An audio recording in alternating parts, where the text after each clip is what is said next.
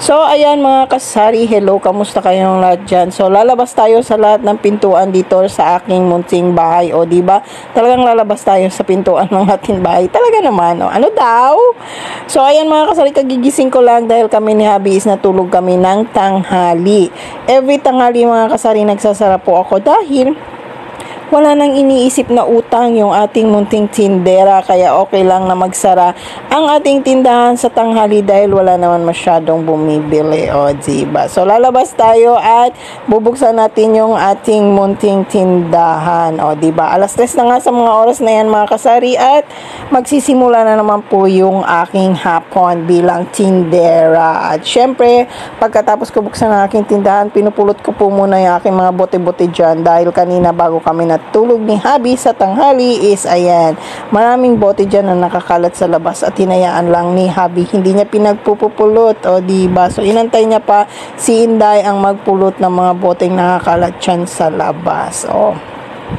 Ayan, syempre pagkatapos nating mamulot-pulot ng ating mga bote sa labas at nagbukas ng tindahan, and diretso po muna tayo sa ating munting tindahan. Papasok na naman tayo sa ating pintuan, o diba? Pag saan tayo lalabas, dun tayo papasok. So gagalaw-galawin muna natin yung ating mga paninda at magliligpit-ligpit na lang muna ako dyan sa aking munting tindahan dahil kanina bago kami nagsara is ayan, napakakalat din ng aking munting tindahan. At syempre dahil maaga tayong nagigising, inaantok din tayo sa tanghali. So medyo natulog din muna tayo talaga, no?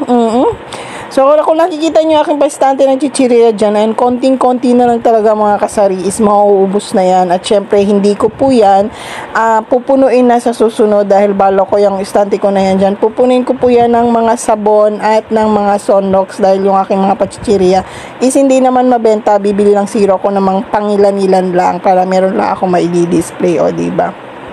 At yung aking paistante na yan, ayan, tutok na tutok yung sikat ng ang araw dyan pagdating ng alas 3. Yan, lugi na po ako dyan mga kasari dahil yung aking mga pabiskwit dyan is talagang lahat kumunat. So, meron akong mga biskwit na 3 flavor na kumunat dyan at syempre sayang. At ngayon naman is maglilista ako dahil mamaya pagkagising ni Habi, magmamalengke kami at syempre dediretso na rin ako mamimili ng sa ganun naman is, ayan, meron na namang laman yung ating tindahan. Pero kukunti lang yung aking bibilin at hindi na ako mamimili ng mga pachichirya ko dyan. At syempre pagkatapos ko sa aking munting tindahan, ayan, ligpit din ako ng aking sala, o diba? Maraming mga ano doon, maraming ayan, nakasabit na mga tuwalya dahil pagkatapos namin naligo kanina dahil napakainit mga kasari, ayan, pumasok kami agad sa loob ng kwarto at nagpa-aircon si Inday, o diba? So ayan, ligpit na muna ako ng aking mga tuwalya at syempre pagkatapos ko maglipit na aking mga tuwalya, ayan, magliligpit din ako ng